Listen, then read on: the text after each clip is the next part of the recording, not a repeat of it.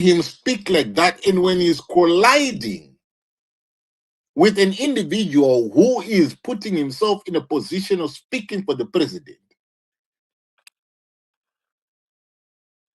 maybe there's no competition over proximity, access, and trying to control the narrative around the president, around Emmerson Mnangagwa.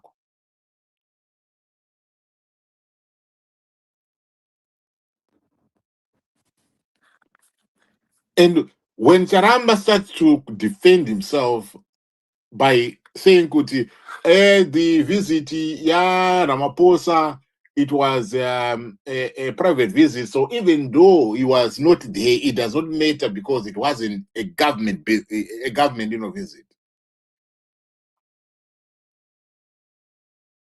He said, I didn't need to be there. So he's reasserting the issue of protocol. I didn't even need to be there. So I don't listen to this individual. He's just delegitimizing Themba Mliswa. It doesn't exist in any scheme of things. In a scheme of things, it doesn't exist. But then again, everything speaks to protocol, informal actors, and the state that is not in full control of what we are seeing, of the optics. Everything that we are seeing, I don't think, the the government is in full control.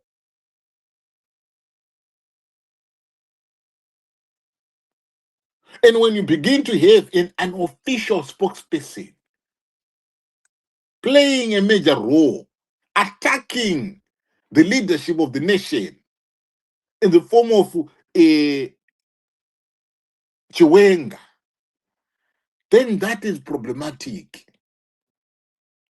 Because if you listen to him, if you ever listen to that guy speak, like me, the guy, he comments authoritatively on presidential matters as if, he has got a position, as if he's got a formal position. Almost frame here as if, he's he frames himself as the defender. What Emmerson Mnangagwa, as if there are no institutions that defends Emmerson Mnangagwa in Zimbabwe.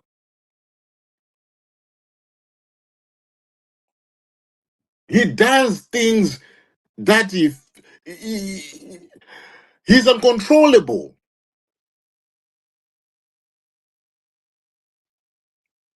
He's uncontrollable. And that behavior is classic behavior of an informal power broker. And he's positioning himself as that. He has become a de facto spokesperson of the pre-cab Politburo sezvakataurwa namukoma Chiwenga muzukuru. Vakati mukaona Themba Mliswa musangomuona, but muone as a de facto spokesperson of the pre-cab Politburo. That phrase, ladies and gentlemen, is very powerful because not only is it naming an individual, but it is naming a problem. A problem which speaks to the existence of a shadow structure operating alongside and sometimes above formal institutions, like what we are seeing, today in Zimbabwe. And they want to intensify this, ladies and gentlemen, that creature, the CAB3, they want to just make this thing to be a thing of their own. And they will be unstoppable. I read somewhere, who knows what is going to be happening in 2030 if these guys, get it, their way. Because there's nothing in that document, or there's nothing in terms of the amendments that is speaking about what happens after 2030. Are we not creating a situation whereby we are creating a permanent incumbents in terms of Emmerson Mnangagwa who will go on and stay there until kingdom come? Until we begin to be wheeling him in a wheelchair.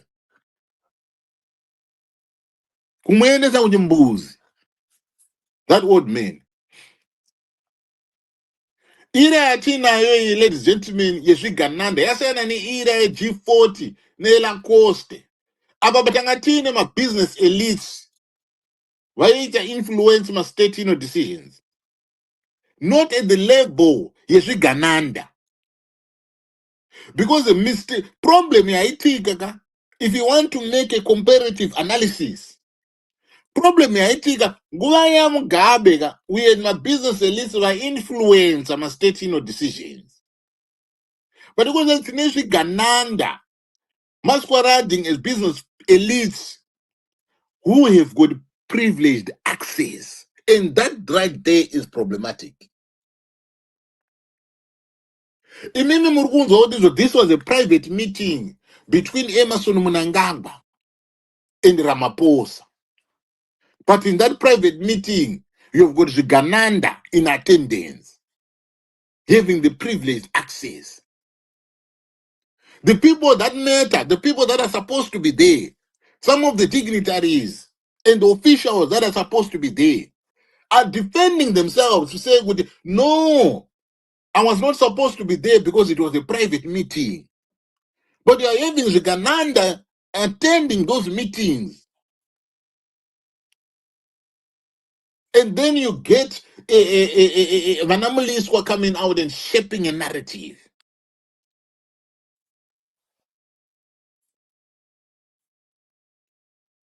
And this is speaking to the issue of succession in ZANU-PF. And ZANU-PF, as a political party, has always failed when it comes to the issue of succession. In ZANU-PF, it's either a leader runs or they run.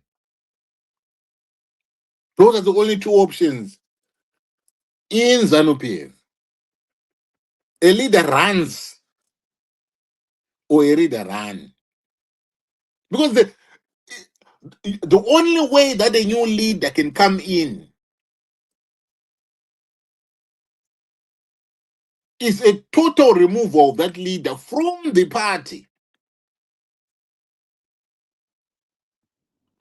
Mimi, when Dabaninga Stole moved away, he moved away and he went. When Robert Mugabe moved away, he moved away and even voted for the opposition in the last election, in the 2018 election. Some of the leaders that were supposed to be leaders, they met their maker. And that's how problematic it is in ZANU-PF when it comes to the succession issue. And you are witnessing it, today. So when succession is uncertain in the way that it has always been in ZANU-PF, that is when you begin to see the mushrooming of these informal networks. They mushroom and they grow stronger, even stronger than the organization itself. Until a time when they want to just normalize things and act as if everything is okay, and they start to tell you that the center of power is ZANU-PF. They start to tell you that there's nothing was bigger than ZANU-PF. They start to be, telling you that colorful language for you to believe that ZANU-PF is this formidable structure, that is out. And yet, when it comes to the times like the times that we're facing, today, that formidability will not even stand the test of time.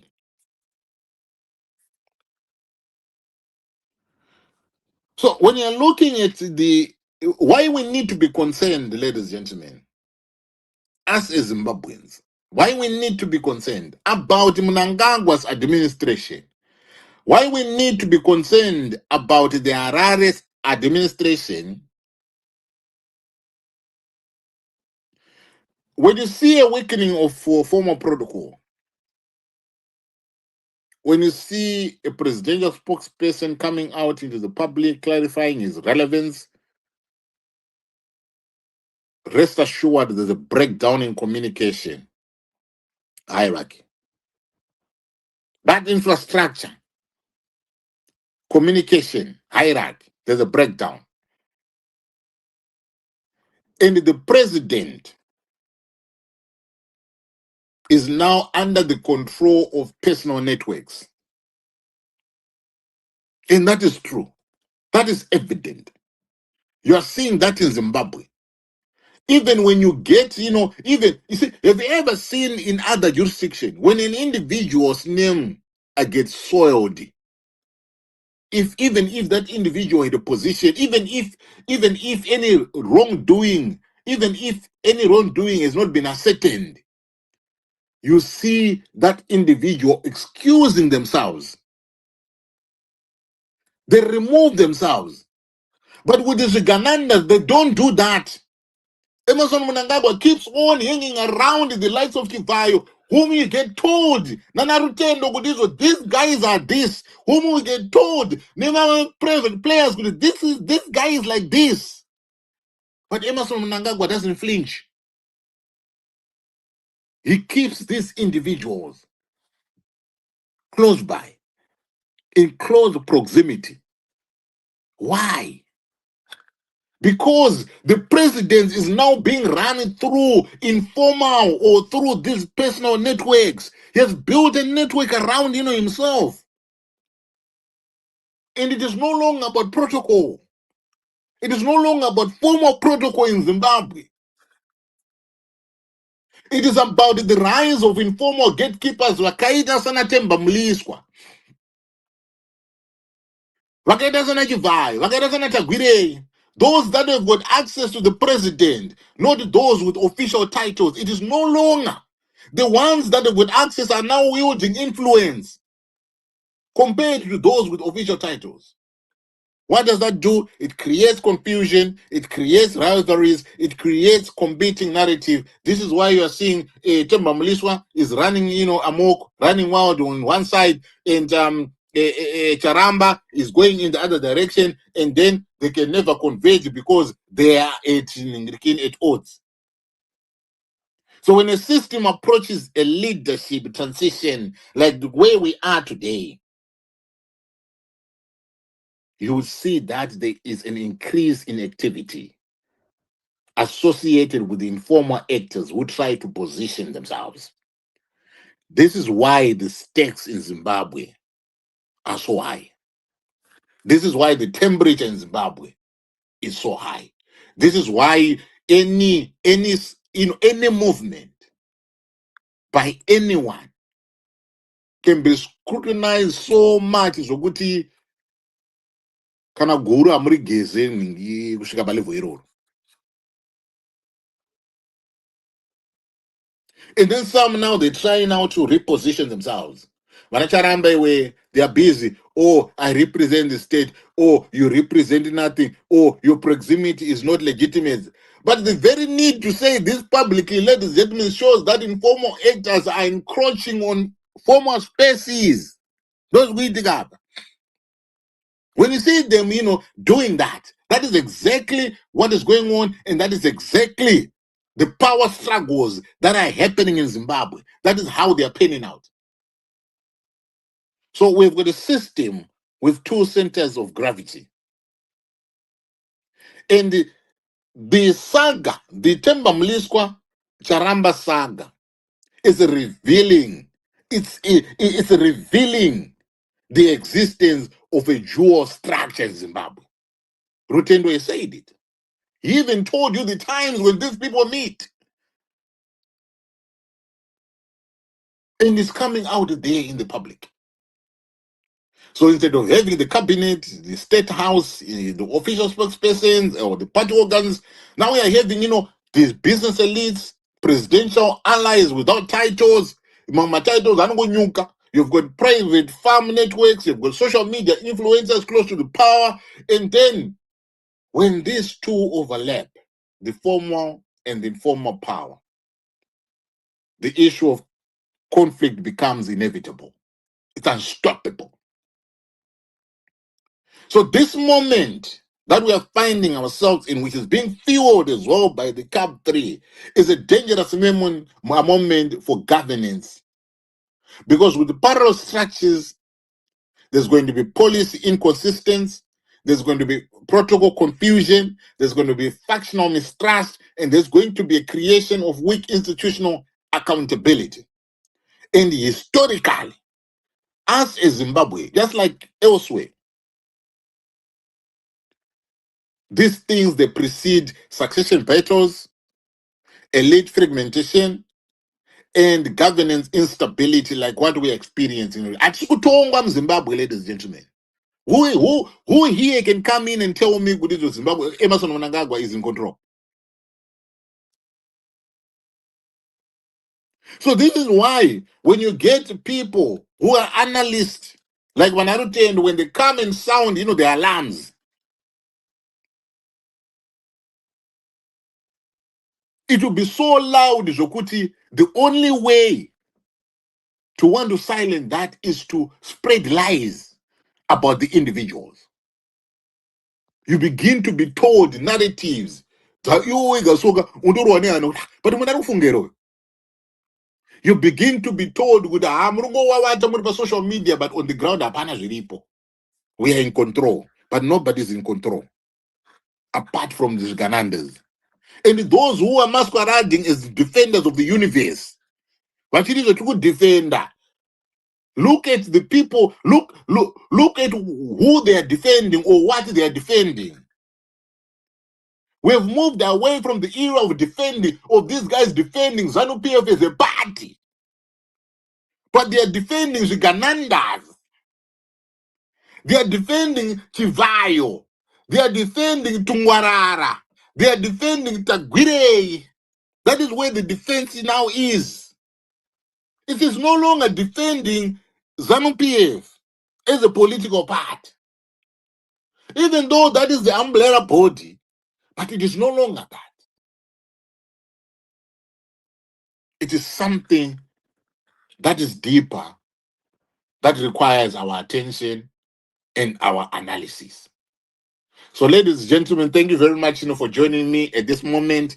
We are going to unpack this moment. It's not about taking sides, but to understand the deeper forces at play. We want to understand that. I think we have an understanding, but we want to go deeper. We want to explore what this clash reveals about succession anxieties existing in ZANU-PF, about the elites, the business elites in their role, and about the weakening of formal structures in Zimbabwe and the future of our political stability, because it depends on addressing these things, that I've, spoken about. Mofu Murise. Murise. Ngodaro kusewa muriwo. Right. Because wakananga ubuda, so hopefully good. Yeah, kana kakabuda po vanzo mvura yacho tange ruvhuru watepi ndadeti.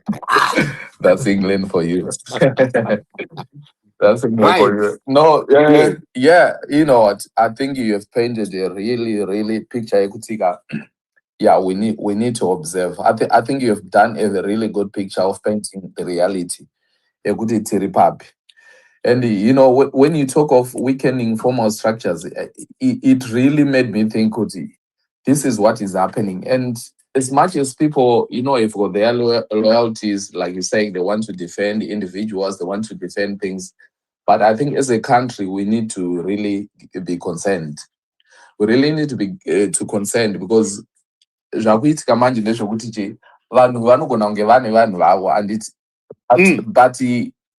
things have shifted in Zimbabwe. My formal structure, it's more of personal networks now. It's more of like my private loyalties, who knows who, and these competing power centers. Charamba is supposed to be spokesman. Temba is supposed to be a nobody, or in terms of, in the grand scheme of things. And when you read Charamba's response, I think somebody was asking him about Trevor ne interaction yake, and he is trying to claim his position to say, what, Temba is nothing, compared to where, in the grand scheme of things, in the politics, in the formal structure, is nothing. As Tombo Richino. But like you rightly said, that should never be happening, because we should have these formal structures. There are things that we as public, we as citizens, we should never know the internal conflicts that happens, within our governing body. Those things should be private, and if they are done, but then they will be solved internally without us knowing. But for these characters like Themba Mliswa, for coming out in the public and attacking people that are officially elected, however, the way elected is another issue. But coming out and attacking people that are officially elected, people that are even like the Vice President Chiwenga, who the guy is in the army, and giving out all this information that he gives out publicly without even, I don't know, without even fear or anything. These are information that we as public, we would rather our country keep safe, and we don't want to know about it. But because of the close proximity that he has, and because he's allowed, Kurasa Musque in and go in like that, I think my private loyalties, I think these personal networks are just weakening our institutions as a country. So I think this is regardless, personally, I want ZANU PF to move, because ZANU PF has failed us. But now, because ZANU PF is in power and they are doing this in the public arena, they are playing all these, jingles in the public arena and showing up to anyone just at the end of the day to show who is power, who is not.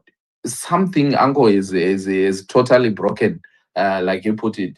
And we are just concerned, as my citizens, my individuals are who claim proximity kuna president, they are using that proximity to try and shape up. And the most unfortunate part is when you get individuals who come and defend these people. I don't know kuti vanenge vachifunga here, are they even noticing kuti what is it happening? Because you can look in history, you can just look, because at the end of the day, this weakens the ruling party, this weakens the institutions, this weakens our country. So I think you have really painted a good picture, Uncle. You've really painted a good picture, and I think it's time. I just hope, even people that are supporting, that we have wanted to support, but I think they can have a look in the bigger picture, to say we cannot have a country being run on, personal networks, these private loyalties, always saying that. And these guys having power and influence over that. A country cannot be run on those personalities. And I think it's high time something gives in. But you can tell definitely the center is not holding. And whatever is going to happen, whatever is happening, I hope it happens faster, because it's a mess. It's a mess. Yeah, it is. It is, and also, if you are looking at this, what is going on, it then goes on to expose the same structural weaknesses that have made CAB become so controversial, today. Because we are now seeing again the rise of informal power centers, personalized governance, is coming in, and we are witnessing the erosion of formal constitutional, processes. Yes. It's in there as well. Anyway, yeah, but people can make my request to join as speakers. Absolutely. And I think for us, because you ask yourself, then what is it that you can do in that situation? What is it you as Zimbabwean you can do, guys? And like this picture that you're painting and the reality that is happening on the ground. And if you guys are on X, obviously you do read some of these posts from Ana Tukta or Ana Themba, from Ana Charamba. You are reading the comments and you are reading what is happening. There has to be, for me, I think it's more of a rallying call to my citizens. Because what is it that you can do? There's not a time and place for us to just stand in the background and just witness. Tingo comment, we have to take some action. Whatever sort of action that we are taking, I think we need to take action. We need to speak. We need to come out with citizens and and make our voices be heard. This nonsense cannot continue to happen, and we as people, we do not accept this. I think CAP 3 thing is this CAP 3 like a triangle that they are trying to introduce and propose. I think that's gonna be a defining moment for me, whichever way it goes. Because if you look at it, Uncle, one way it goes through and then Cap 3 goes through. I don't know what happens in terms of the process and in terms of the timings of the president. Patana president Aku Rana for another 2 years. This member of parliament are here to stay, and everything like that. Or else this Cap 3 is stopped and they go for a referendum. But if you look at it, whichever way that is going to happen, I think we as people, we need to have our input into this. If it happens that they manage to say it has gone through, and then life continues as normal, life should never continue as normal. I think the people, Zimbabweans, would have to come out strong way, whichever way they can, in whichever way we can, to show Kuti, what the country does not belong to a few individuals. We are not putting power into the hands of a few individuals to ruin our country. We are not just observing from from our whatever the comfort of the places that we are in. We would rather be in Zimbabwe, but obviously we are not because of the obvious reasons. But I think people need to come together. People need to stop being spectators and do any actions that we can, whether they pass Cap 3, whether they not. I think Zimbabweans just needs to come through and tell this government, what they are doing is a mess. They are messing the country and they are messing the people. But I saw somebody from ZANU-PF who had requested, but I think it was Odona. I think it was Odona. Yeah, I was interested, but I don't know. Was Odona Zerek or not Odona network? I'm not so sure. But I wanted to hear what the yeah, but I mean, that is how the cookie is crumbling. We are coming from a position where Cap 3 was never unified, project. And it's still never. But it is now becoming a battlefield. Because that is the position where we are finding ourselves in today. And we need to keep on speaking. Let us set our position. Because you are already, they're claiming it is a done deal. But if it is a done deal, how can it be a done deal when you're having these things, that are happening? It's never a done deal. Where is the done deal? That narrative falls away. It's a done deal, yay. Yeah. Anyway, guys, kanapane vada join now is my speakers. I think ndo topic yedu yatinayo naso uno. If you want to help us illuminate deeper and come in and share your thoughts, you can request the mic, and then I'll give you the opportunity to speak. And the question, Uncle, Temba Mliswa seems to have I can't say a big mouth and it. I know it's aesthetic in terms of governance, in terms of leadership, in terms of who is Temba Mliswa? Because where does he get that authority to talk about the vice president, to talk about people that are elected, people that should be speaking? How come he thinks he's got the power to dismiss anyone simply because, say, if he's supporting President Mnangagwa, he can then go and dismiss Vice President Chiwenga? Should we not be having, no matter whatever the case or scenario is, should he not be respecting the position of the Vice President of Zimbabwe? Why does he get the power and authority to speak, to demean a Vice President of a country?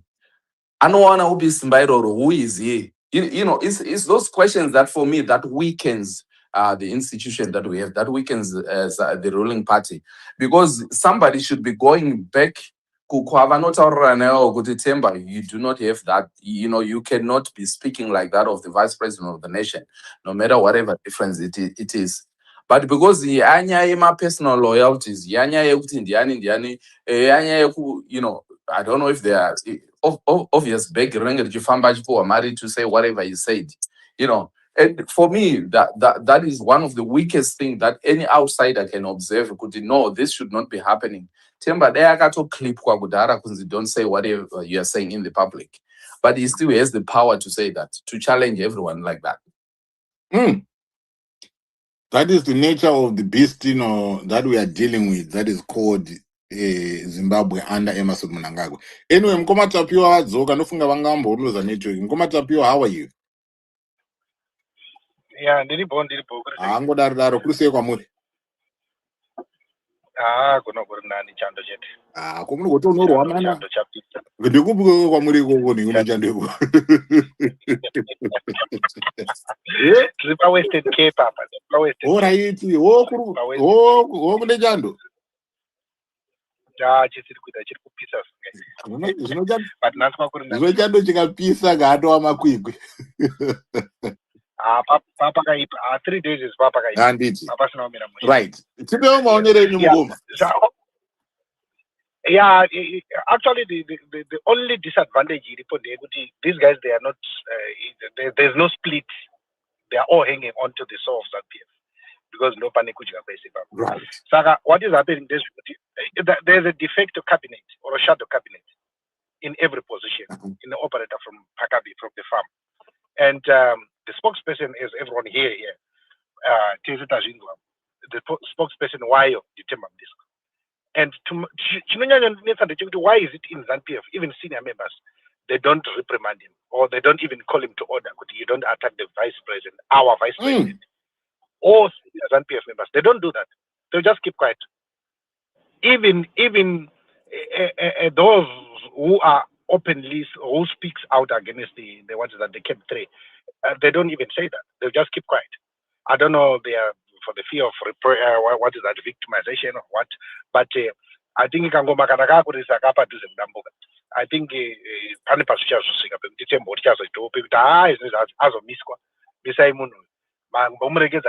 so far. And if you look at it from this point of view, actually the majority members, ZANU-PF members, senior members or just MPs, they don't speak loud about Cape 3 than those who don't have positions in ZANU-PF. They say majority of MPs, look at it from that point of view. Just look at my MPs, Mangana Cape 3, who are supporting Cape 3. And let's break it down this way. Let's say he managed to get extra 2 years, then up to 2030. And from there, the Cape 3 doesn't even give a limitation to what will happen after that. There's no way it says the president has to step down. It doesn't say that. And there's no transitional. Yes. There's no transitional, mechanism.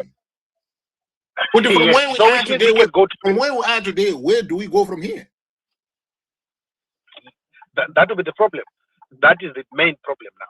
Even for himself, I think Emerson Mnangagwa is not even good for ZANU-PF itself. Because if he was good for his ZANU-PF, you should have at least give the vice president or respect the vice president and give him his time to campaign for 2028 election. Because if you look at other revolutionary parties like the ANC, the moment the candidate or the guy that is coming in as a presidential candidate, the next president, when he's taking over, then that will give him enough time, 1.5 years to campaign towards election and familiarize with the ground force and whatsoever, the branches and everyone. But now, Mnangagwa is not doing that. People we are all fumbling in darkness that Chiwenga may be the presidential candidate for 2028. We never know what is going to happen. And my view is even Kudata Gere is not going to be the presidential candidate, or he's never going to be a first secretary of ZANU-PF down the line, because I think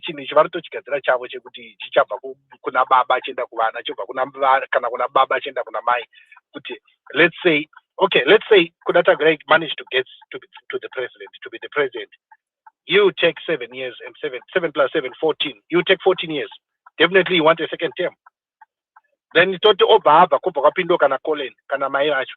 Rado 14 foot. So anyone youthful in ZANU-PF or anyone ambitious in ZANU-PF doesn't support that nonsense, because we are going to have 30 years of the same people as the president or as the first secretary. So it's now a dynasty. That's where we are going. Nobody is going to change that. They are going to stay there forever for the rest of their lives, all of them. And I don't think anyone will get tired. The fact we have got business people, so-called shadow business, these shady characters that are coming up I don't know, we can say those are the friends of the president, or you just get confused because there's no proper official position of these guys. There's no proper official position of their structure. Who are they? What do they stand for? Maona.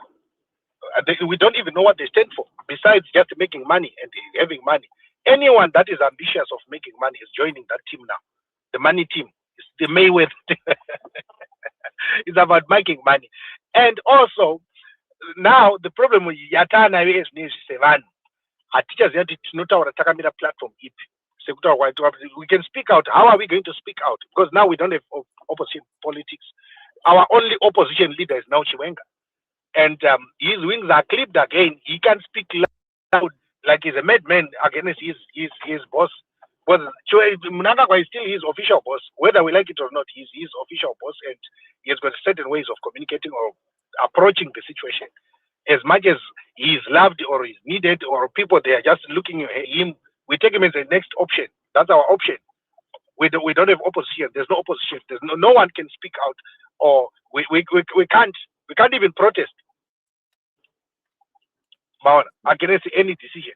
But the fact that is the country's vice president is being insulted by Themba Mliswa publicly, and they're showing him the middle finger. Even his announcement that his wife, who's that Baloy must be demoted, and Hanana. It was a different place. He went all the way 2 weeks. Yes, for 2 weeks he was talking about someone's wife. That this woman, she's running a parallel. What is that? Mental intelligence. What are now? Is coming with all these allegations that some of them can't even substantiate. And he's out there. Nobody's doing anything about the vice president, the government itself. Not only ZANU-PF, the government itself. No one is speaking out. Saying not Themba Mliswa needs to be shut down, or she should shut up because he's not in government. He's not the presidential spokesperson. George Charamba is out. That guy, he's out. They've read his mess. They've read his mess. He's no way. Anything should be to George Charamba is one that is going off. There's an interesting position. Now that you brought in the issue of Chiwenga. There's an interesting position. I read an article that was penned, I think from South Africa. I read an article, and one of the lines, or one of the few lines, that came from there. Banyola Kuti, with everything that is going on, and Chiwenga he's not being a dramatic per se. He's not positioning himself as a person who is launching a bid for power, but he's positioning himself as a senior figure who's unwilling to endorse the rules being rewritten for anyone's personal benefit. That is a line, that is a paragraph, that is, that is in there.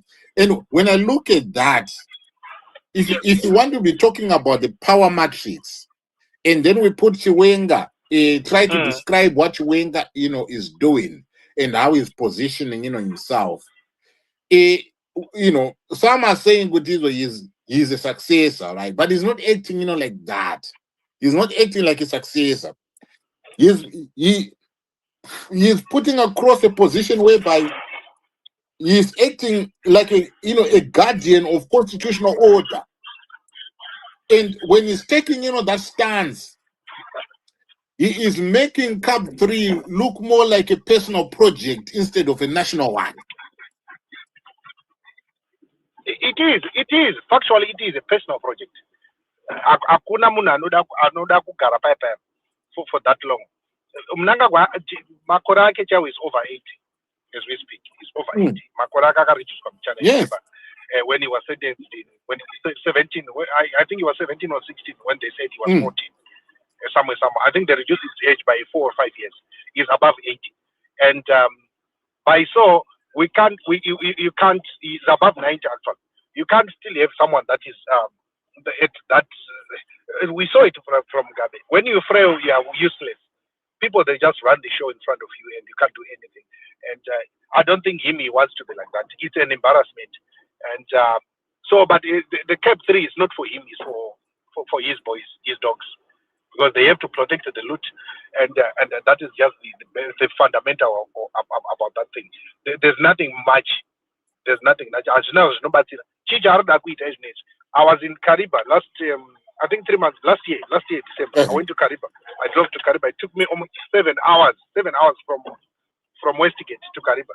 The road is damaged. You'll be driving in gravel road. I was driving a Land Rover. Driving a Land Rover 7 hours to Kariba. A Land Rover. My Land Rover, my Defender. All the way to Kariba. It took me almost 7 hours plus. I get there 11:30 midnight.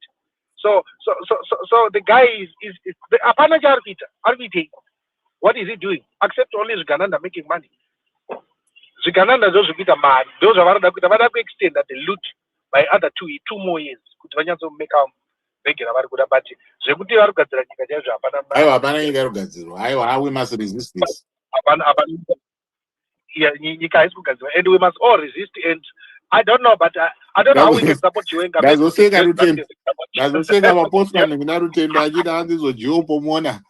vanguyazogeza marodhi kune zvekutamba but kune marodhi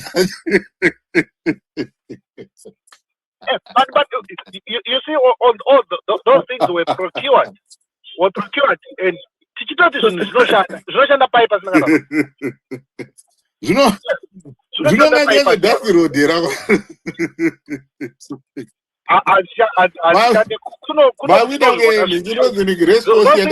takatine rescourse yatakatinayo kusale jogu aitizo mahacha asati amhanya zvimotikari zvemvura yaimbotanga zvatenderera Okay, thank you guys. Thank you very much.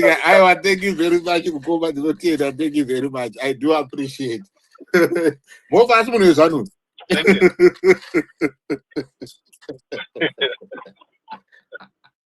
Move Daniel. Magamaona tapiwa siri has tapiwa with ZANU. No, it's not the one. It's not the one. I asked tapiwa. No, I know this stuff is not always. I want tapiwa nikindakambana bana boy. Wekutuka zvinyadzo. Ndakambana akamboedza kuda kuya nemwe ghost account yake ndikaimbanya futi. Yeah, I think Maramba Doro with that. I think I Maramba Doro. But Uncle, I think you see what is happening as well. Yeah. Politics is a game of sides, taking sides. Right. So Vanuatu Zanpi of this point you turn on Tapiwa and earlier on about why Temba is not being reprimanded. Because you've got people that are taking sides now for politics. It happened again just prior to 2017. You know, if you look at G40, how people will take sides and then whichever side flips and wins, you know, it depends on the group. So I think that is what is happening right now, especially with ZANU-PF. It's about sides. You say, okay, are we staying? You know, are we staying true no side Gananda? Because big Rubo than it. These guys there's a lot of cash being exchanged rates. If you look what Weekner is doing, I was reading somewhere. Is it like a broadcasting company or yes, Capital? Capital, yeah, yes, Capital. Yes. Where they offer to give so much money and all that. You know, that is not normal. Anything like that should not be happening. The company is saying we have got a policy. Right, our policy says this, right, and then EA is justifying and saying, "Oh, yeah, I spoke to the, the managers. They said, it is okay." But now, because to him, he framed it as if a manager is jealous. We are one motor, and then he goes on to say, anyway, kugarage kwacheko. We have $100 for the the GD6 and then $50 for a motor kanokonzeresa accident akanonzi tunopiwa vanhu tungopiwawo and Zvinoitika kupa mara zvinhu zvakadaro. No, that's not a normal society. That's Yeah. never a normal society. You know, and that's where I don't know. That's where they've clocked it, because we everyone has been reduced now to what I know beggar. You know, they are ready to receive something. Even men like us, you know, varume vari kutoombeera kuti seweakness and receiving that should never be a thing. And we are in the words of my brother Padare, we are normalizing the abnormal.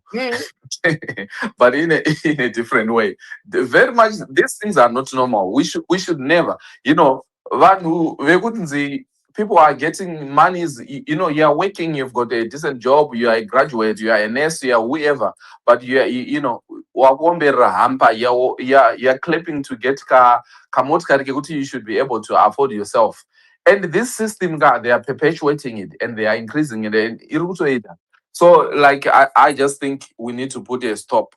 Citizens just need to put a stop one way or the other. We have to find a way to put a stop, because we cannot be reduced to be a country of begging and just waiting for these bangers to give us money, when people should be able to afford that with their own working, with their own salaries and everything like that.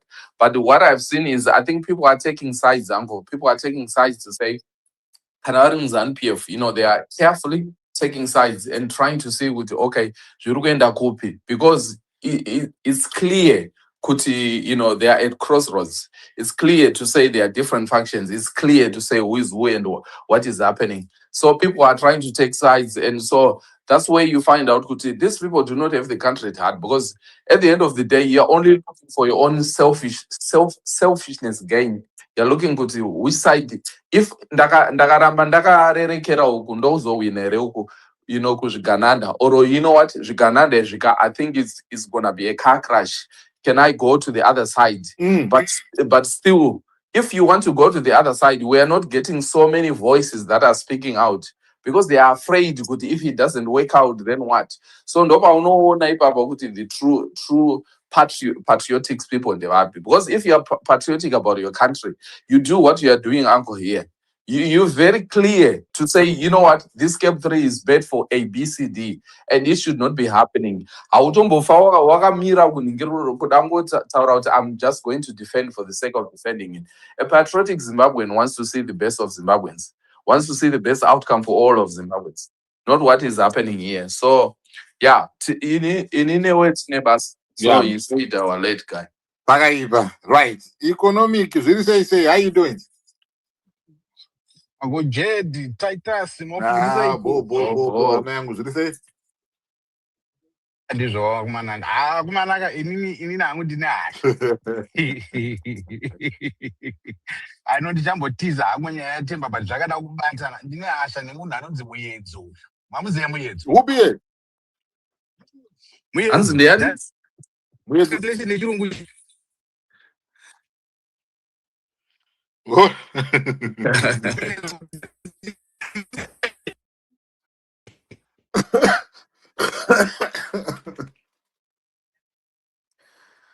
right. Network yako iri bed wangu. What is kuitika? Mira ndikufuna ndodzoka manje right, okay, yeah. Gadzisani network. All right. Right. Yes. Ladies and gentlemen, if you just joined me, thank you very much. You can make a request, Timbo Kurukura. We want to discuss, that topic. It's parallel power centers, what the Charamba Muliswa field review. Review and that is, the topic, that we have, today. Speaking to the parallel structures or two centers of power that are now existing, in Zimbabwe, and it is evident. We've been told about it, and those that did not believe it, I think now you can believe it, because it is now coming, to pass.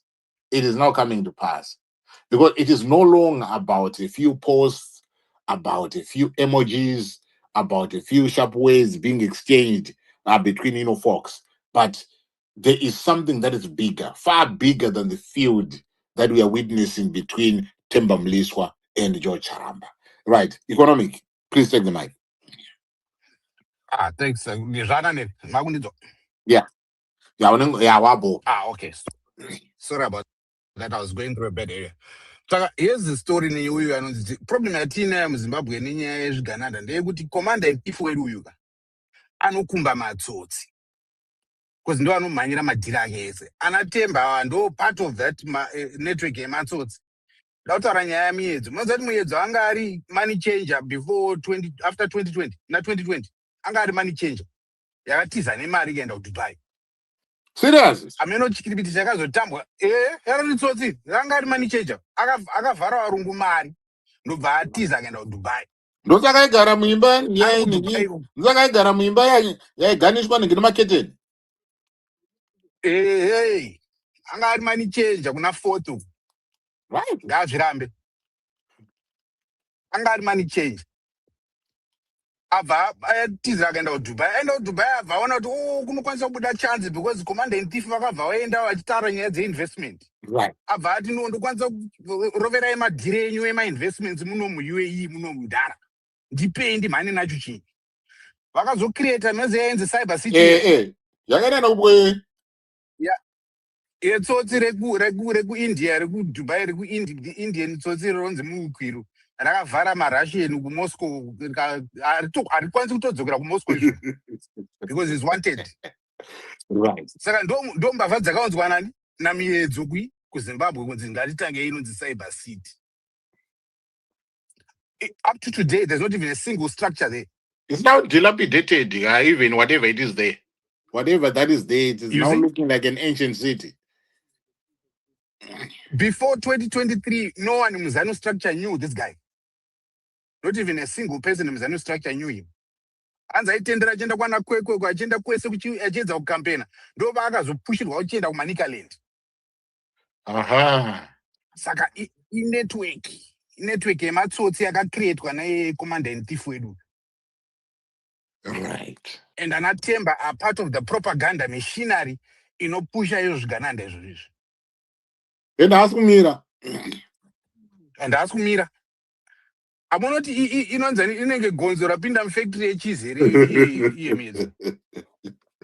Bagaipa. You know? Yeah.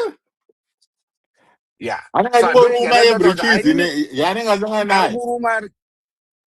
Ine ndakatomirira zvangu ndikurivaka story yangu yake yemiedzo ndakamirira. Handeti? Ndakamirira. I want the story has to be told. Zvinorwadza zvavanoita zvinhu vana.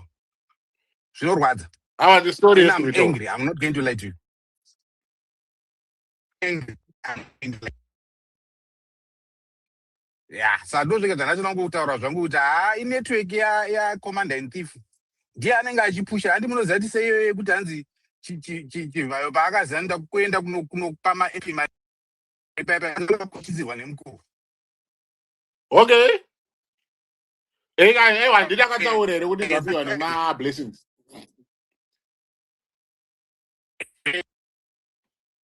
Right. Network yako yakutirasa. Abva ati naiwa iwe ugobraiba ma-MP. Economic ramba wakamira one place chamar. Network. Okay. Sorry. Zvadani. Ipapo. Ramba uri ipapo. Okay. All right. Saka ndanchiti zvakazoitika manje ndizvoti kuba akazoti kuna chivharo kweyo ogotora ma-MP sei. Ma-MP nde. Right. Yeah. So he's basically pitting Uganda against each other. At the same time, he's using them. Vese kuti vamubire zvinhu zvaanoda kuba. Oraiti. Andiri kutenda akambotaura nyaya yekuti Chigananda chakaenda first kuna Cyril Ramaphosa. Chimwe bvachazoenda next. Angoti chakutumira ndine pikicha chidhafu chacho chazoenda pachakazoenda chine mapikicha acho chakamira naye. Saka vanonzi Ramaphosa ngaasarambe kuti hanzi handimuziye. Anomuziya. Yanga iri political theatre here. Mapikicha ake aripo akatorwa before this meeting. Vari vese. Because Dumba, I don't know, get up post and post. Aiwa, we this Zimbabwe next top model. You see? Pakaipa. All right, no, I got no good. I know the me as in a million jump batter. Aiwa. Yeah, No problem. Tinozviona. Ngadzitsai I zvamufanira didn't. kugadzirisa tobva tazvimhanya. No problem. Thank All you right, very guys. much. Guys, kana muda kutaura request for the mic. Panapa, you know how we do it. It's a show yekuti vanhu you come in and you share your views. Munongouya muchitaurawo zvamuda kutaura. Nyangwe kana zvina musoro hazvina kana graft. Tinenge tongofamba nechirongwa. Saka please, request for the mic. Tine sei, tikurukure, tionesane. Because iko zvinezvika mukuona kuti vari kutorova bembera kuti kwasara ubvurubvuru hwemazuva. After ubvurubvuru hwemazuva uye cup 3 yakutoenda kuparliament and then it becomes a done deal. And we need to be intensified. Maona aripo anozviti hanzi Dr. Archbishop hanzi Andibai. Abuda akatakurana ningine mkwende wenhingirikini wematsamba vari kuda kunoprodusa kuendesa kuparliament uko. Avari kuti zvanzi vakokorodza maprovinces ese. Ari kutaura kuti izvo kune mamwe achauya and they want to flood parliament. Yes. Nemapepa iyayo. Vaflood parliament nemapepa iyayo. Zvobva zvanzi izvo ndo zvekutaurwa nevana veZimbabwe. Imagine. Ndopa unokuona kuti chinhu ichi hachina utsvene. I don't know hangu kuti izvo iye Mwari not kuti izvo ndindoshora Mwari. Handishore Mwari ndizvokudaro. Kana kushora chiprofita, ndisore chiprofita ndizvokudaro. But icho chiprofita chacho icho chinoitirwa pane zvinhu izvozvi chiprofita cherudzii. What kind of chiprofita is that? Huh? Come on, guys. Uncle, while you're on there, before we go to the next speaker, just in terms of action, yes, we obviously have got, guys, we did a demonstration on the Independence Day, 18th of April, and a month later, on the 18th of May, Monday, we are doing another demonstration at the embassy, London Embassy. For those that are in the UK, I think we'll try and we'll post again this. Let's get the information out. What we are talking about is action. Could we as Zimbabweans actually, the qualification is you are a Zimbabwean, you are a citizen. You are in diaspora, you can't go to Zimbabwe, you can go to Zimbabwe, but the situation at the end of the day is we guys are here because I don't think everybody wants to be, but because of the circumstances. So in terms of actions, let's be people that can do actions. So going on the embassy on Monday 18th, just to do a demonstration, to be there, for your voices to be heard, to say we as diasporans, as people that are Zimbabweans, that have not been consulted on this CAP 3. There hasn't been a consultation to you guys in diaspora. We have seen my consultations on the ground, and we've all seen how chaotic they were. We've all seen what was happening to Nana Doug Coltert.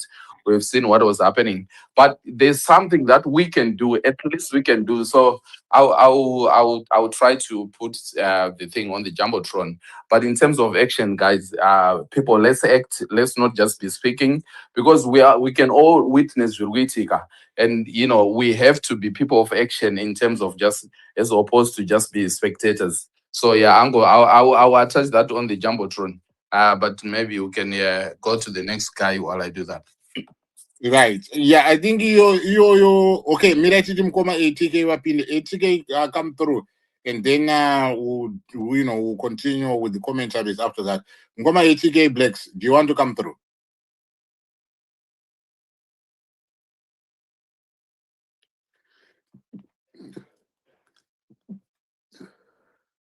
What we are? ATK Blacks. Sorry. Yes, Uncle, can you hear me? Yes, I can hear you now. Thank you very much for coming through. Oh, thank you. I think Mkoma Chaita has answered part of your question in Nandinayo. So, like my question was, now everyone knows what is in everyone Mhm. so I think the duty or the responsibility is now upon us as citizens, not like kuti timirire kuti ma politician ati kudi. So I think Kumateras answered partly because what there is a demo what in Embas, which means like us as citizens without waiting for, because like last week I was telling myself that the only person wandikwanisa kutrasta zvamai manje ndini pachangu, the Right. rest that was drama. So as a citizen, if you know this is wrong, you know some might be compromised, but the person that you are 100% sure that person is not compromised is yourself. So I think it's now high time for us all, like we with like-minded, to stand up together and defend ourselves and defend our country. I think that's my point on that. Thank you so much. Anditi. I am right, Babo Mkoma, I'm right, Babo. Again, if I want to refer back to the article, that I was talking about, the article speaks to the issue, Yakuti. If I can read, that part of the article. And this only for Zimbabwe's institutions, the test is now clear. Public hearings and parliamentary procedure cannot by themselves cure a constitutional defect. Consultation is not the same as consent. If the amendment changes how presidents are chosen and extends the terms of those already in office, or weakens the public's direct vote, it must be judged against the higher standard of constitutional legitimacy. That is quite, profound. I think it's a running call for us as Zimbabweans to say, Kuti, we cannot allow this charade to go on anymore. We cannot continue to watch from the sidelines, because our duty is not to be spectators. Because we are not watching a Manchester United versus Liverpool match, or Manchester United versus Arsenal, or a Dynamos versus Cape United match. We are not spectators. We are players, in this game. And we are the only ones that can make sure, Kuti, that constitutional legitimacy is bestowed on this process outside of our genuine participation. The facade, that went on with the public, hearings does not cure anything. The one-sided or captured parliament that we have today, with the processes that they are about, to institute, will not cure what they are trying to cure. Because to begin with, there is a defect that is underpinned by the fact that the introduction of this thing is illegal. So an illegality can never be cured by anything other than abandoning it. This thing must be abandoned. The people of Zimbabwe must be respected, because its genesis. You see, this is why I was saying, Gutizo, it pains me when you get to hear these so-called prophets saying, Gutizo, we prophesied or prophesized, Gutizo, there's going to be Cup 3. And there was even somebody who was saying, I don't know how these people come up, with this stuff. I don't know where they go to get, this stuff.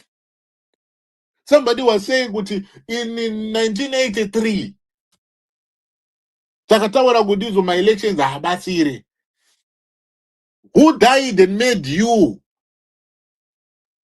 the prophet of doom, like that. So we cannot continue to be watching this on the sidelines. We cannot continue to be spectators. We have to be players. Let's play the game. Let's get in there and let's play the game. The 18th of May is another opportunity. Yekuti Munu with a player who play this game. And this is why we are making, this rallying call to say, Kuti, whatever it is that is going on in Harare, we know Kuti, they are adamant. They want to push, the processes in the best way that they can do. But as Zimbabweans, we must say no to whatever it is that is about to happen, because it is not constitutional, it is not legal, it lacks the constitutional processes that are supposed to be underscoring or underpinning an amendment of that constitution. So let us be vigilant, ladies and gentlemen. Mgoma Tatenda, Mgrisei.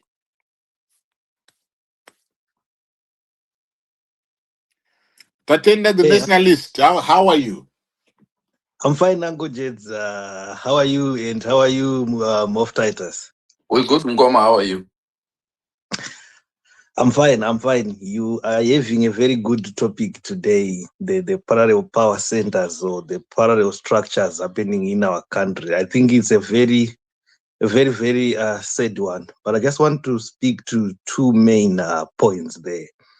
Chekutanga ndechoti, I think in parallel structures or parallel power centers, inobva pa the way how our government structure is right now. Because when you have got one man at the top, you are likely to have parallel power centers, be it in the party, be it in the government itself. So one man out of 16 over 17 million Zimbabweans is going to be the leader there. Obviously, there are people who want to be as close as possible than anyone else. So the bigger picture of it is that our governance structure is actually a problem, but it's not an issue that we can deal with now. We have got much more cases which are of higher priority, but the root cause is that the structure itself is a problem. How can we have one man being the leader out of 17 million Zimbabweans? So I think at a later stage, we would want to avoid this from happening again. Look, we had criminals around President Mugabe. We have Riganandas close to the current president right now. We need to prevent this from happening again with the next president. So we may look at maybe saying, okay, fine, probably the office of the president is actually the problem. So having one man on top of 17 million Zimbabweans is not a good thing in my view. We might then need to consider other alternative governance systems, which does not place one man on top of others, but a group maybe, which then leads our country, and avoid these things from happening again. But when it comes to the parallel structure, you hear a lot in terms of the finance ministry. Kune chimwe chigroup chevanhu vanodecide kuti who gets paid, who doesn't get paid when you talk of corruption in Zimbabwe. Those are issues we hear every day. And then how is this happening? You will find that these groups, Chakat for ED, Chakat for ED, it's a political survival strategy. We know how many people truly support ZANU-PF in terms of my elections or my rallies, and ZANU-PF enjoys these different groups because it's a political survival tactic. When Mapostori are coming as a group for ED, Mawinda are coming as a group for ED, it becomes a political survival tactic for them. So you will see them very reluctant to stop that from happening and enjoy the benefits as a political survival tactic. But it's so sad because, as you said before, our institutions that we rely on, are being eroded. It's something that needs to be fixed. But I think it goes back to the structure of government itself. this office of a president, the president appoints how many people in government? You're talking of 200 people as when you form a new government. So these are the issues that we should talk about. These are issues that we must deal with. We need to look at our constitution. I think this CAB 3 is a reminder that we need to do a major service on our constitution, looking at reducing the powers of the president. I think the office itself is a monster that was created during the colonial period. And we as young people have got a duty now to say, come on, let's look at the governance system of our country. This is 2026. Can we continue to have one man on top of us or being the leader of the nation? Or we look at other alternative forms of governance systems that can work better than having a president who's going to have criminals around him, who's going to have Rigananda around him. Maybe the next one might have what? I don't know, top soup around him, which is going to continue or us having the problems. So I think the bigger picture is that the governance system itself is not the best for us. We need to reconsider that. But also, if you remember, one of the issues which pains me the most, GNU talked about reforming the security sector. If you think of FAS, it was a central issue during the just ended 2023 elections. So it's around the security sector of our country. We need to make sure that we reform that. The late Morgan Tsvangirai is used to talk about transforming Joint Operations Command into a national prosecuting authority. One of the major fundamental reforms that is yet to happen in our country, so that we are able to move in terms of stopping corruption and all other things. We really need to look at that, how the formation of JOC and reforming it into a national prosecution authority. We have seen the relationship between the security sector and the ruling party. There's a thin line now, or no line, between the state and the party, the ruling party. So I think it's central also to look at that in order to avoid this kind of parallel power structures or parallel governments. But in terms of ZANU-PF as a party, we have seen this before. We have seen G40, we have seen Lacoste, we have seen a lot. And some of these individuals, like the former MP Temba Muliswa, I think it's because of factionalism, and people would want to enjoy that. I don't know if it helps the military intelligence or the central intelligence organization, but I wouldn't think so. It's just factionalism per se. But in my view, I think we really need to relook at the governance system. In 2026, Mofu and Ango Jeds, this president's office is too influential. For the Zimbabwean office, presidential office is too influential, too many powers. We need to, and a president should not appoint anyone. We should select all these government officials through parliament, and our president should be accountable in parliament as well. So these are some of the reforms that we need to talk about, so that we avoid Rigananda from going around him. But in a bigger picture going forward, having one man as the president is not a good governance system. Thank you so much. That's my contribution. Right. Thank you very much, Mkoma. I do appreciate you right there. Let us move on quickly. Kuna Special 7. Special 7, how you doing? I'm very well, Uncle. How are you? No, I'm good. Good. Uncle Titus, Mob Titus, how are Good you? evening, Special 7. Hope you're well. I'm doing great. Thank you. Uncle Jed, let me start by giving you 2 statements or 3 statements from Temba Muliswa. Right. The CIO has deteriorated as an organization. Real group Remakua. Another statement from Temba Muliswa: I'm not a spy. Right. Now, I've got a soft spot for Temba, and I'll tell you why. I was born and bred in Kambuzuma. And Temba stood with my people or our people when Billy Rottenberg wanted to take, there's a piece of land that in Kambuzuma is called Joshua Extension. So it's like an extension between Kambuzuma and Marimba, Right. where they built the spa for purportedly for Amai. They built a beautiful spa just where you have Aspindale Park. Uh-huh. So Temba stood the ground and he said, Billy, you don't own this land. If you've got the title deeds, let's meet in court. And eventually the cooperative that is called Joshua and Kabuko Cooperative then went on to build their properties. So people are there. So I have a soft spot for Temba, for helping. You know, I've got friends and family who live in Joshua. So that's as far as it goes with Temba. Now, it is important for us to examine these things, sometimes without being overly emotional. I do appreciate we are human beings and we are creatures of emotions.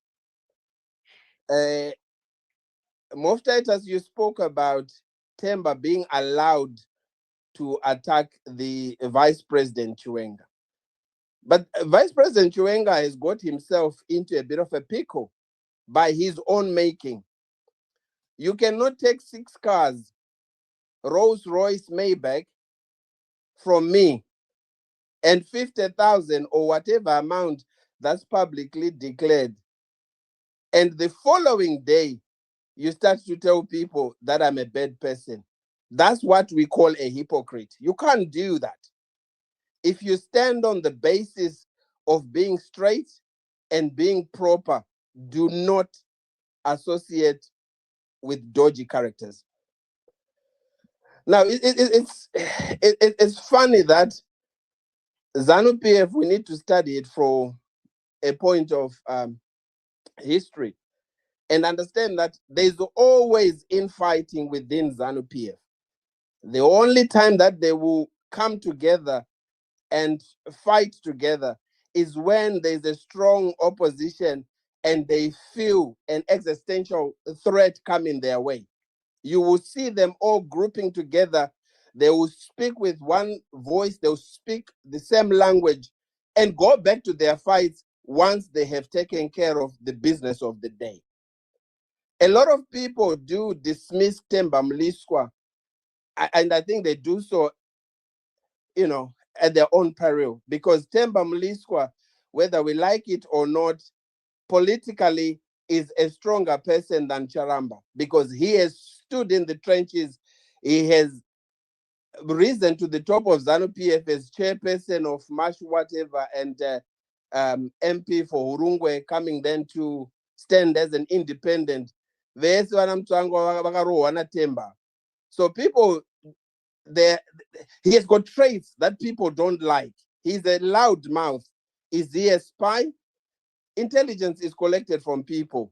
It doesn't exist in a vacuum. Temba is well connected and he knows a lot of people and he knows a lot of things. So he might be somebody who is valuable to somebody. The day that somebody beats Temba, mukarova chipopi chemunhu, munoziya murizwe imbwa yacho kuti imbwa iyi ndeyani and mairoverei imbwa iyoyi, you will know. George Charamba has served his purpose. You know, you can't you can't be a civil servant for 46 years and still want to be that close to power and cause confusion. He has conflated his roles. He doesn't know when he is a civil servant, when he's a presidential spokesperson, or when he's calling everyone on X Edununu. That's his own making. So when Temba says, let's go for a pig fight, you ukatamba madhaka nenguruwe unosviba. That's what happens when you don't know your role and you entertain all sorts of nonsense. But to dismiss Temba offhand and say he's a nobody, that's absolute nonsense. And that goes then to show, like what the previous speaker said, the weakness of our institutions. We've always had very, very weak institutions. But I think ultimately number one, the president enjoys this sort of chaos. Why? Because it deflects all the other shenanigans that they're getting up to. As George Charamba and Themba Mliswa are fighting, you will hear next week that Fidelity has issued a license to XYZ. In the meantime, what have we been concentrating on? On an X fight between Charamba and Mliswa. So it's about time we then, as a people, need to galvanize our efforts and fight towards a common goal. Because all these side shows, it's benefiting these Ugandans and their project Cab 3. However, having said all that, when I listen to Professor Maduku, I'm always strengthened by what he says. He says a lot of the arguments that have been touted around Cab 3 will not stand the test of time in a court of law. Luckily, we have challenges that are coming up. I'm not a lawyer, so I leave that to the best at what they do. But Professor Maduku has simply said, even on a captured bench, if we want to assume that, there is a threshold that they look at and say, this is below minimum. And the argument that you then begin to talk about term extension and the incumbent benefiting from that, that is below the threshold. That is as illegal as it comes. But unfortunately, or fortunate for us that do not want to see Cab 3, we are protected by the law, even if we consider that or suggest for a second that the bench is captured. We will see that matter being dealt with by a competent bench and it will be dismissed. That's according to Professor Maduk. So I think that encourages us. But more importantly, we also then need to do very simple but courageous things, like what Moftitus was calling for. If in London there's a demonstration, even if you don't want to be seen or you have that fear to show your face, I'm sure there are ways where you can cover yourself and still be able to attend and register your presence. Because talking from the comfort of our own sofas, from our own beds, from our own cars, is surely not going to carry the weight of the day. We do need to be proactive and do something about it that will show and prove that we mean business. We do not like what's going on, and we can only do so by being out in the trenches, because nothing comes easy, especially when you have people who are as powerful as Zigananda are. Because ultimately, let's be honest, money is money makes everything move. Whether we like it or not, we all need money. Even when we want to stand and say we are against Cab 3, we need money. Somebody might want to come to the demonstration, but they have no means of coming. Money comes in. That's how we can, there's comfort in numbers. And I think it's a good challenge for us to be able to gather when that demonstrations are going on. Anyway, I will yield the mic for now. Right. No, Special Seven. Thank you for that. Actually, thank you for that presentation. What I just want a quick feedback to you. I think you probably might be biased as you. I think you confessed to Themba Mnangagwa. I think he's done good in your constituency before. And I think from what you talked about Billy Rottenberg, I think he did a good thing. So yes, I think you did a good thing then, but obviously I think you also need to look, say if you're on the other side now. What I was saying in terms of the information that he reveals, the challenges that he makes unabated and unchallenged. I just feel good. Yes, you wakota kuti anzati CIO is now, what is it, Emakwa or whatever it is happening. Themba will have that inside information, which, I mean, how he gets it, how it is, he is inside, right? Arimom Katimomo. But then also, I think think of it if you're on the other side, Kuti. Some of the information then that he gets out in the public and some of the challenges that he gives, for example, I was saying, I'm not even a fan of, say, VP Chiwenga, but if he is going to challenge the vice president of the country openly, and even if he goes, I think Mataura Nyaema, Rolls Royce, I think in a wedding, I don't know if that is confirmed or Kudishagato Itigere, but I think I've heard that story of my 6 Maybachs, 100,000 cash or something, 50,000 cash. You know, you might not have confirmed it. Maybe it happened. All those things. But my point in mentioning that was to say the position that VP Chiwenga holds.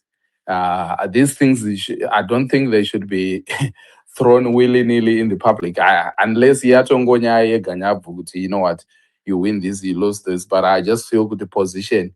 I'm not talking of an individual. I'm talking of his position that he holds, just like the president.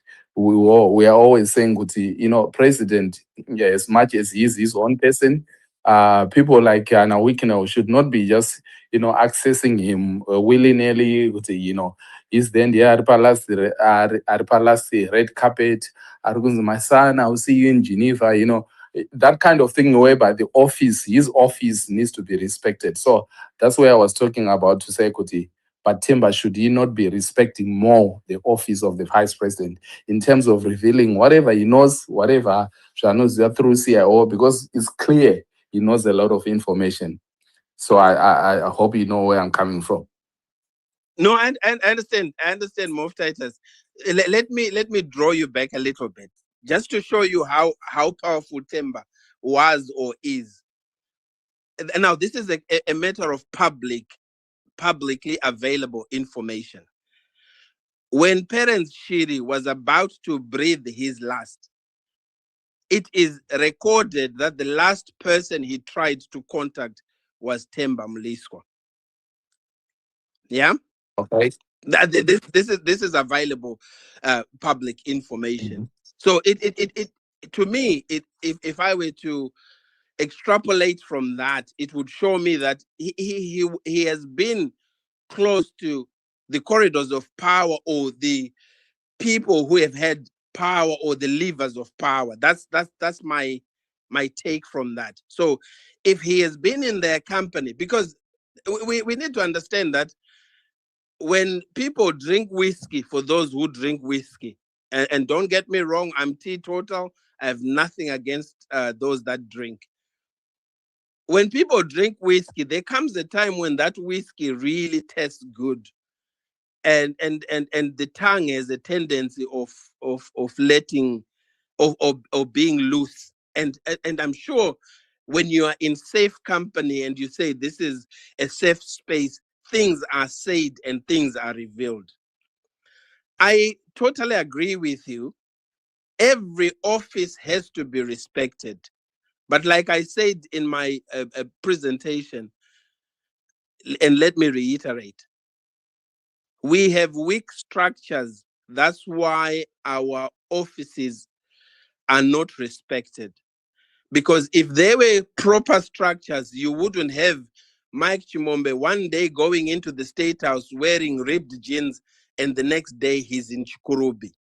That access, that open door access, is because of weak structures. There should be, gatekeepers who say this doesn't happen. This character doesn't come in. Even simple security vetting would tell you that these are characters of questionable, these are people of questionable characters. They shouldn't be anywhere near this office, let alone who is on that throne, let alone, my misgivings about President Mnangagwa. If we had proper structures that respected the office, then there would be ways and means of stopping those things happen. This is the reason why, regardless of Chivayo having been close to the Mugabe family, you don't see many pictures of Wicknow with the late President Mugabe.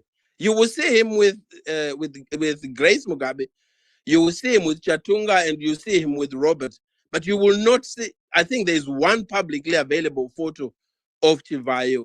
I stand corrected, with the late President Mugabe. That does not mean they were not in cahoots or they were not close. All it means is they respected the office. They looked for other avenues and other places where they could meet and do their thing. The vice president has drawn scrutiny to himself by painting the picture of speaking for the weak.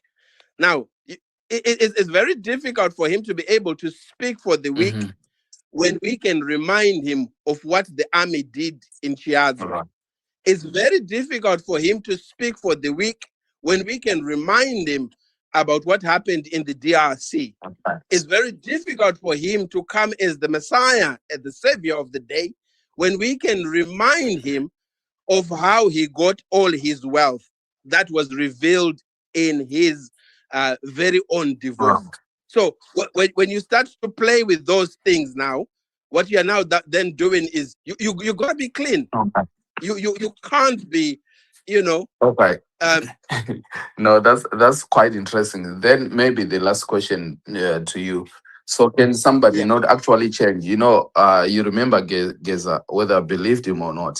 I did. He was talking about change and how people can actually realize, their mistakes and go with the people and be empathic to the people to say kuti vanhu varapa. Saka muri kuti izvo hypocrisy here kuna Chiwenga pamwe he has seen the light and he has seen the mistakes. That's a very good question, Mof Titus. Here lies in the problem with that, the foundation of your question. If he has seen the light and he sits amongst them, I'm not a Bible person, but I'll tell you one verse I know. It says, two cannot walk the same journey if they are not in agreement. Yeah. If he wants to be the voice of reason within ZANU PF, he has to publicly declare it within his party that I have seen the light, and the way we are going, just like today, Mof Titus, we have West Streeting who is about to challenge Keir Starmer. And he is going to do what? The first thing he needs to do before he challenges is to resign. That's what honor is all about. People do change. Not very many change, but for the right price, people change very quickly. So if he wants to say, I have seen the light, and the path that we have been trading all along is the wrong one, that's well and good. But he can then not do it from the comfort of the same party and the same group of people who he does not agree with the way that they're doing things. This belief of a renewal within ZANU-PF is nothing but a fallacy. That will not happen. Absolutely. No, absolutely. I think it's Right. we agree. What No, I mean, I was listening to Mkoma Sevi. You're making quite, important points. Yeah, good points. But you see, when it comes to Themba Mliswa, I understand, what you're talking about. You said Gudizo is a person who has always been close to the power. Yeah. But being close to power can make one behave in certain ways. Yeah. Themba Mliswa, right now, when you're close to power, because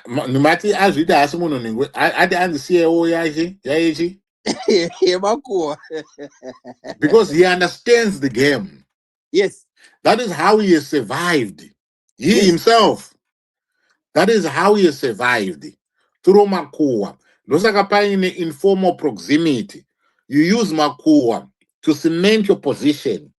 Yes. And when you use Makuwa to cement your position, and you witness developments in a way that favor you or that keeps you in that position, then you're going to walk away with the mentality of informal proximity is more powerful than formal authority. And that is what, he's riding on. And when he then puts himself in a position of wanting to do whatever it is that he's doing, he now believes Kutizo is being protected by a faction or a network. He has got people, he believes Kuti has got people that are backing him.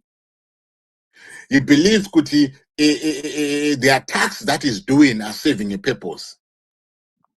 And he knows Kutizo, he will not be punished for doing what he's doing because he knows the strength of their alliance and the strength of their network. And this is what makes him put himself in a position of being a gatekeeper. Yes. But now, when he behaves like a marauding hound dogs, there's one thing that forces a person like Themba Mliswa to behave like that. And that thing is succession anxiety. It is so crucial because Themba Mliswa is a person who depends on handouts. Yeah. His survival is based on being given money by the likes of Anachagwire, Wanashkodisa Kupanya. Yeah. Animonzwa. Saka, when you see that position being threatened, you're bound, to take action. When you see that the future is now uncertain, you are bound to take action. When you see Kutizo Nima alliances, I can't want to shift on what I'm saying. You are bound to occupy a certain position. Naturally, yes. Yes. That right there, it becomes a situation whereby what Themba Mliswa is doing is cultivating a higher level of loyalty. Because that right there becomes his currency. So his survival is dependent, on that. Yeah. So his behavior, right? We might want to describe it in so many ways, but his behavior is personal. It is personal on one hand, and then it is also structural on the other hand. Yeah. Because he is a product of a system.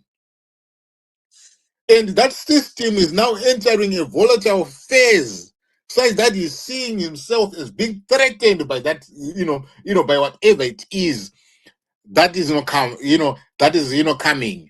He's now feeling that there's a certain political culture that is now emanating, or that is now making itself, out there, in the open. Such that for you to cultivate whatever it is that you need to cultivate, given the experiences that we've had as a people, he ends up believing that confrontation is the only way to go because it sends internal messages. So when he confronts George Charamba and challenges him to a duel, or even Zumboko Masbakera, he knows good. He knows good. He's sending an internal message. Yeah. And the more so when we look at that individual, they've got only one thing that they consider. First and foremost. Yeah. It is their stomach. Absolutely. It is their survival. Absolutely. But can we afford to have such individuals to be the kingmakers in the land? No, definitely not. It was like he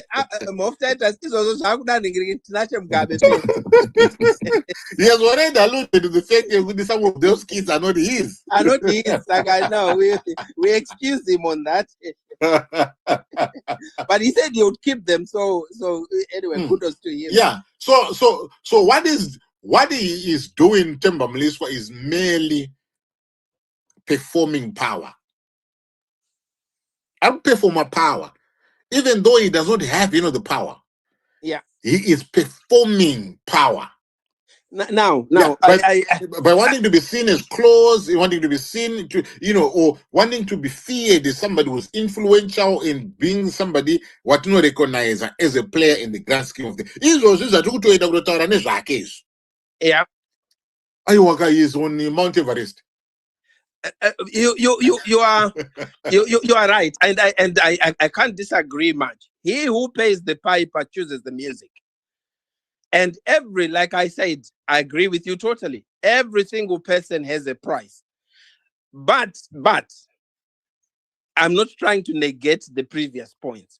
We also have in that light to speak to the topic that says parallel power centers. What the Charamba Muliswa feud reveal. So let me bring in Charamba into this equation. So the interface rallies come and go. They come with nothing but kunyadziswa kwa Charamba when he was called by Munwese kuna Mama Grace. And at that particular point, the tables are almost turning for Charamba. He has saved Mugabe, and it's probably time to go with him. And he had already started to intimate that he might, go to the farm and rematch bage and wheat and whatever and forge and a whole lot of other things. And it so happens that then November 27 happens. Precisely November the 15th, when we had the Asante Sana speech. Let me take you back, Uncle. General Chiwenga is sitting there. Parents Shiri is sitting there. Paradise Mondi is sitting there. And I think DG Bonyongwe is sitting next to them. Obviously, DG Bonyongwe is on the Mugabe side, and he has gone. He saved the old man, and he's in good books with the old man. But for Mugabe to say on that very night, I will resign, as we all anticipated, the world and the dark blue sea, we were all waiting for that. It did not come because George Charamba had come into this is publicly available information. It's not inside information. If you like reading, you will know this story. George Charamba had come into some intelligence to say, if Mugabe makes that announcement on the night of the 15th of November, this thing that you are calling a recalibration and you're calling it a coup, that's not a coup, becomes a full coup because all the generals are sitting next to Mugabe, so he might have been forced to say these things. Hence, he did not resign on that night. Why? Because George Charamba had said something into Edith's ear, had said something into Chiwenga's ear, and Chiwenga, against, akatora mapepa akaisa pasi pecheya. That was the right speech yekuti mudharati ndakubaya. Yeah, but Charamba was the kingmaker on that particular night because he had been straddling both camps. He had been in the meetings that Mugabe had held with Father Mkonori and the intermediaries who had been sent. You seem to have been following my brother, Seven. You seem quite close to this. No, I'm not. I just like to read. Babo, I would have spoken to if I can understand. I would have spoken. Yeah. So George Charamba then, in that particular night, from that night, he turned kingmaker, and he got the respect of Chiwenga. He got the respect of everybody else who wanted Mdara to go, but to go in a good way. Mm-hmm. So things are then put in motion of how Mdara can go now. They're now negotiating with him long before we have this ding dong about impeachment and what. Oh, yes. People like to paint a different picture, but that was choreographed as well. Absolutely. People behind know what was going on, but it's fine. For the sake of this conversation, let's move on from that. So Charamba is now very powerful, and if you check from that time onwards, he would say whatever he wanted to say without any challenge. But as with everything, nothing good or bad lasts forever. Things do move very quickly, especially in the Zimbabwean politics, in the Zimbabwean context. And people who have been funding, the 2017 night in question, Kudata Gwire, does not want to stay in the shadows forever. They want to be seen now because it's for the taking. They want part of the cake and eat it as well, because they've put their money, they've put their hard stolen money into the equation. So he, Charamba, can also, instead of being a proponent for change, he has also done this. The point I'm trying to make, Uncle Jed, is to say he has also done it for his own stomach. Because prior to that night, he had even started contemplating going to do something else. But now the tables have changed. He's now in favor. He carries favor with number one. What is his problem? But because we do not have strong institutions, our institutions are, it's either you are ZANU or you are ZANU.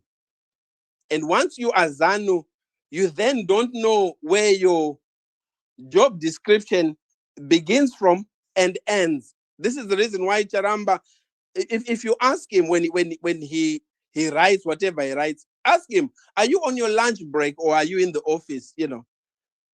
Not that I'm saying he wastes government time or government No, money. he does. But the truth of the matter is he does. He does. So that right there then begins to speak to us to say, we don't only have dangerous characters like Temba. Temba is at least a dangerous character who is outside the day-to-day running of the country. Charamba is a dangerous character who is right at the thick of things.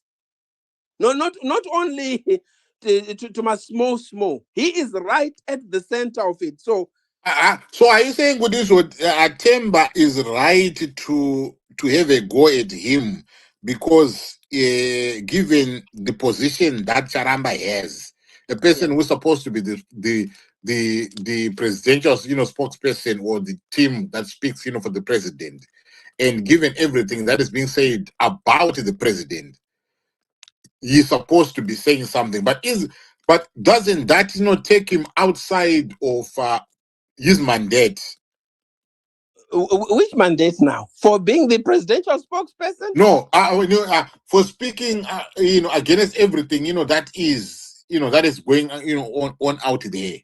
Yeah, but because I want to believe that yes, there are things, that he can speak to. There are certain aspects, that he can comment on, but there are other things that he has to take a step back. Absolutely.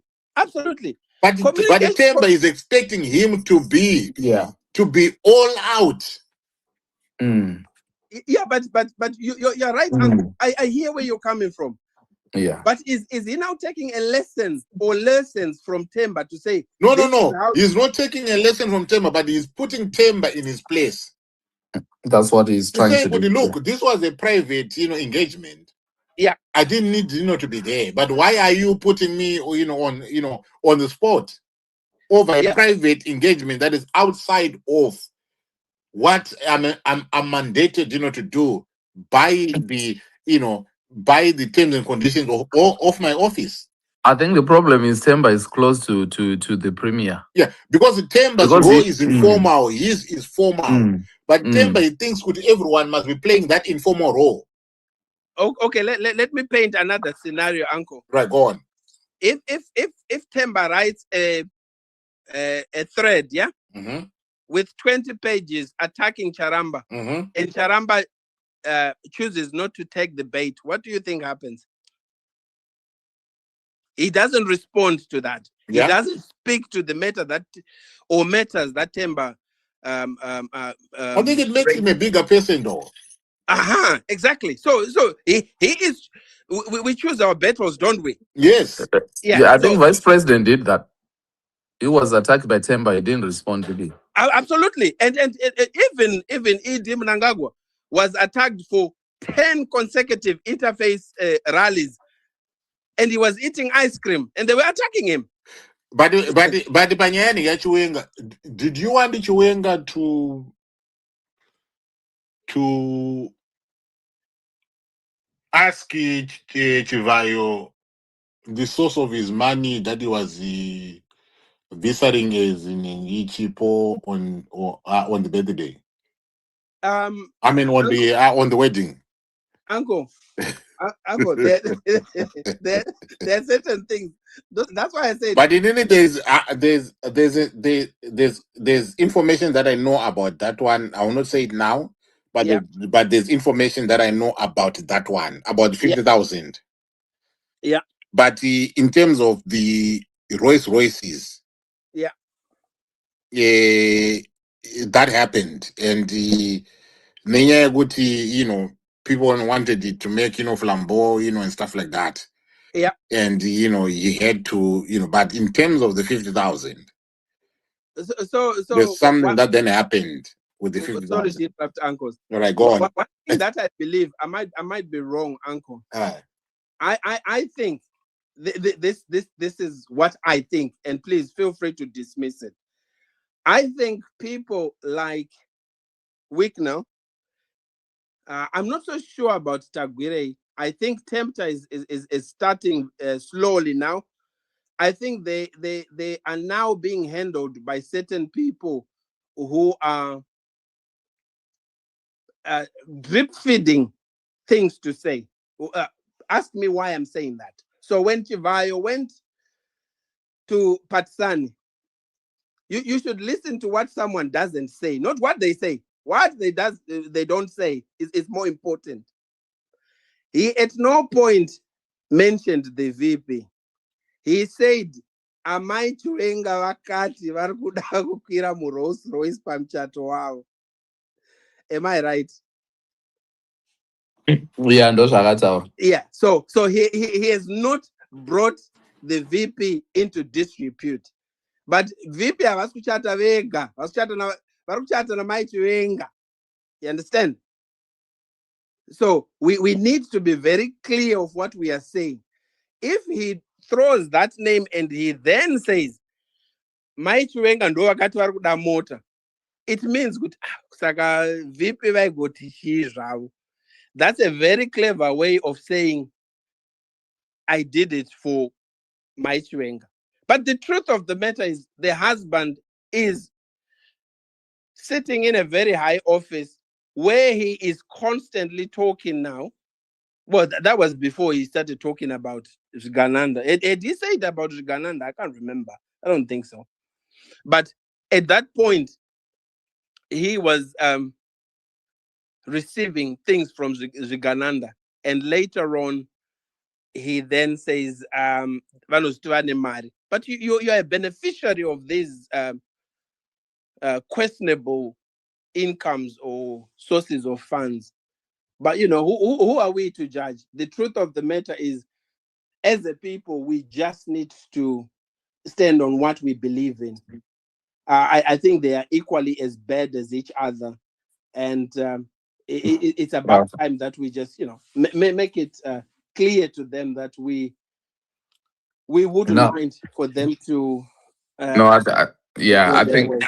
I think it's been really good to hear from your side, Special 7. You had some interesting input there, and your revelations of what you know as well. So quite interesting. Yes. I appreciate that. Thank you. Just one question before Mukoma Special 7 go. Yes. Mm-hmm. Mukoma, you talk about the issue of VP questioned about corruption, but if you look at Themba Mliswa, he was the first. Rewind your mind during his time in the parliament. He even accused Emerson Mnangagwa to be the godfather. Yes. And he's the person that is defending with his own, with his own today. Absolutely. Yes. If you go back to the issue of Amsterdam Yuguma Diamond saying He cannot be someone who talks about corruption now, considering what happened in Chiadzwa. Yeah. But even in a bank-hestic South Africa, we have a mastermind. My question is he the mastermind? And what role did he play? He occupied a influential position. So someone just knew that this one must not talk, but he is not directly involved into it. It was just the soldiers in terms of what they did there.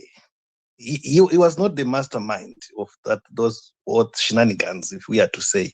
So to say that he is corrupt and not able to talk about what is happening around Gananda now, I think you are selectively siding with Temba and also not speaking the truth around the VP. Because, to be honest, if we are to say that whatever Temba Mliswa did during that time is a dossier, is the same as presenting a dossier on corruption. That's what I'm trying to say in short. What's your response on that? Thank you, Tatenda. Let me be very clear.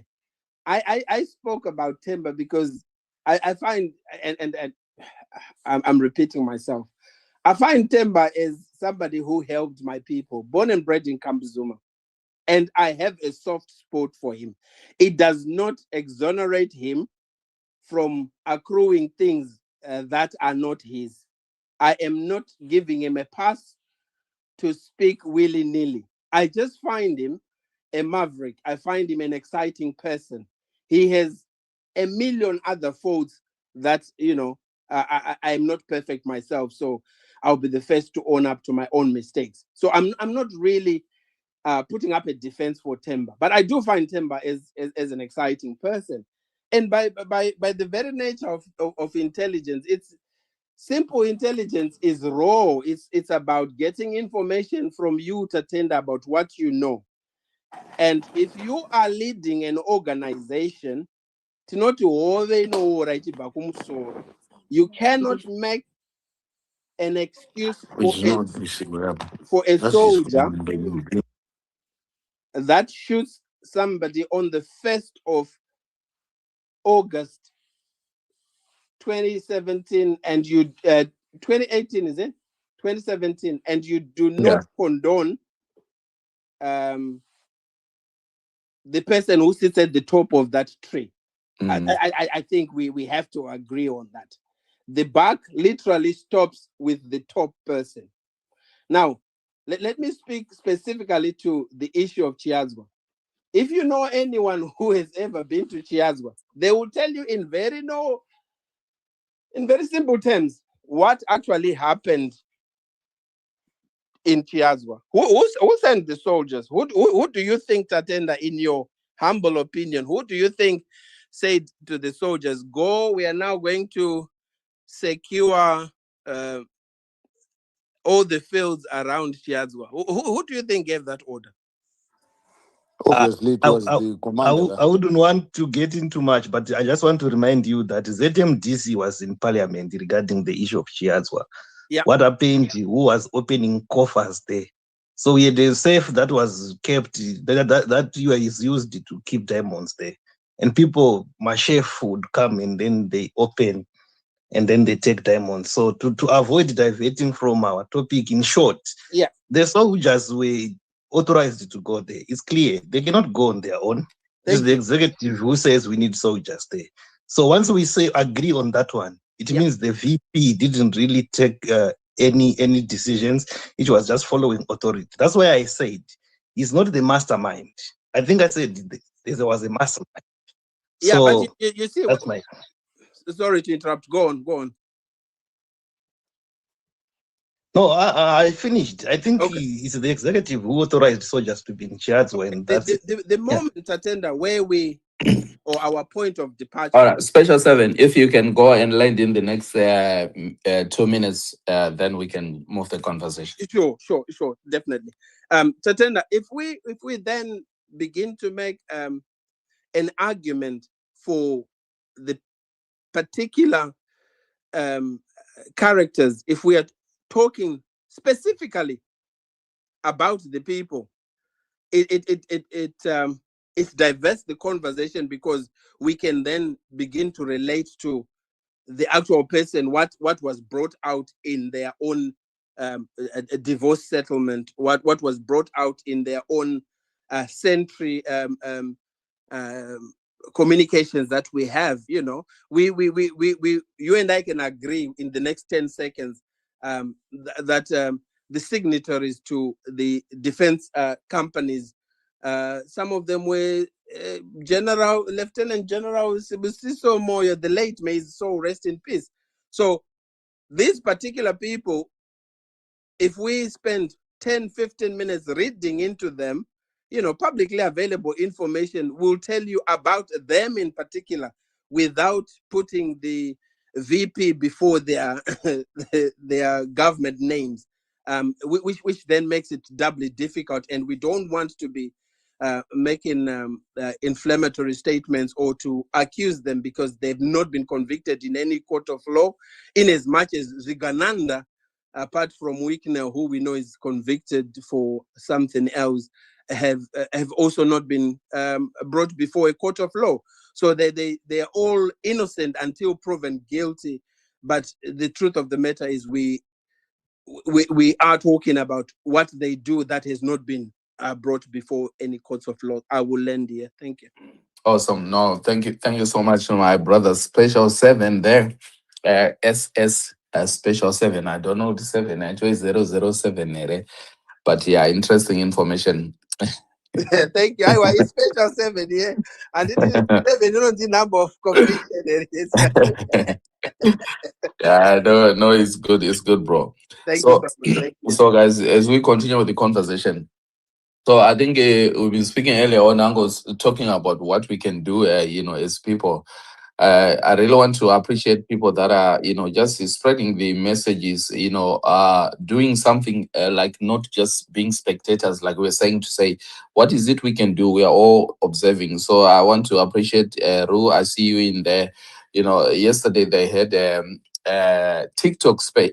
Okay, it's not called a space. I need to correct myself. A TikTok live where basically, how you've got different audiences in different platforms. So we've got X here, where we probably know a lot of people. Then we've got TikTok, we've got Facebook, we've got YouTube, so even Instagram live. So the idea has always been to spread the message, to say, oh, we're all Zimbabweans here.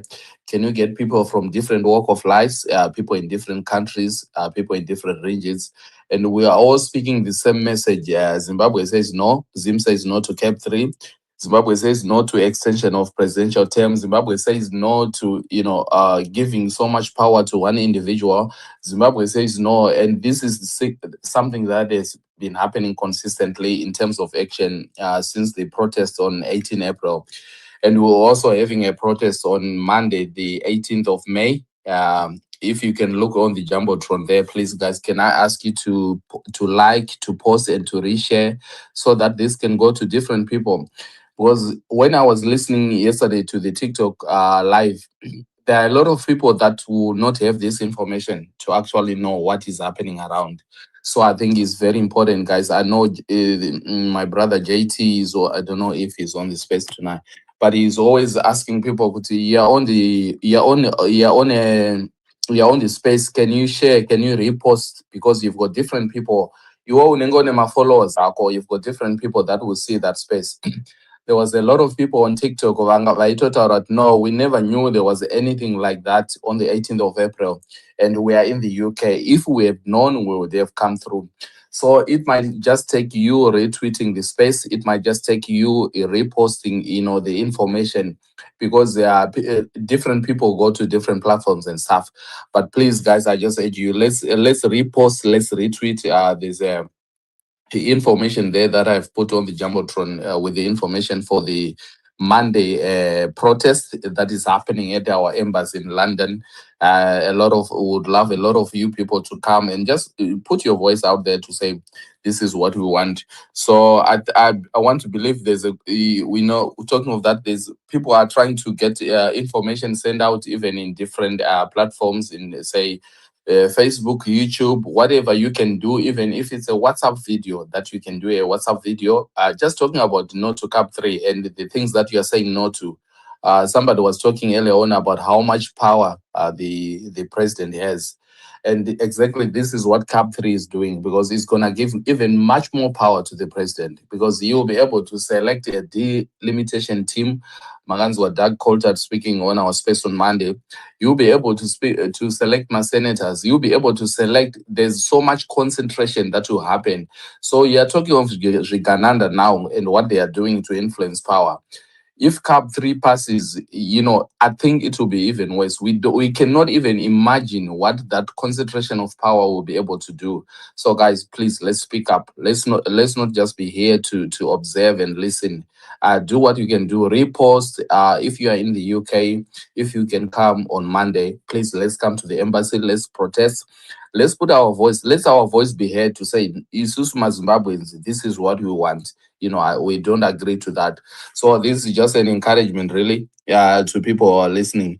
But what we'll do is we can move on to the Angakuya next. I think we've got Artisan and we've got Rio Genari. So I will start with Artisan. Please go ahead.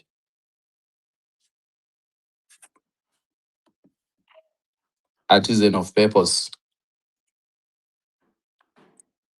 Right. Okay, can I go to Rio G? Yes, thank you very much, Titus. Thank you very much, Uncle. My contribution is going to be very short.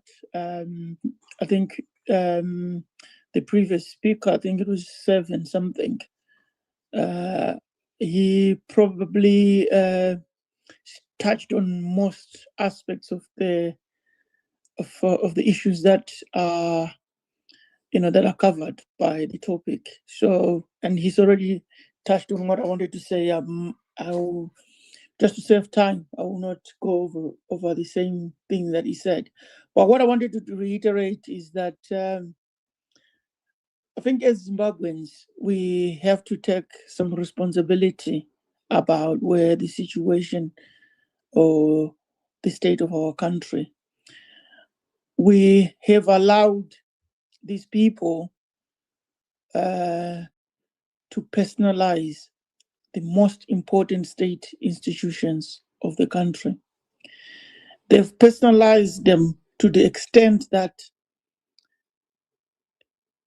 even other countries, even ourselves, we no longer respect whatever comes out of those institutions.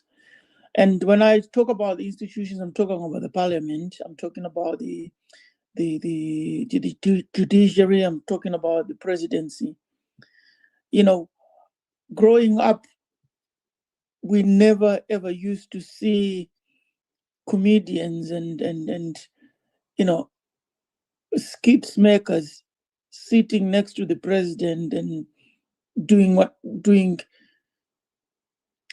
things that we see them doing today. It was a respected office.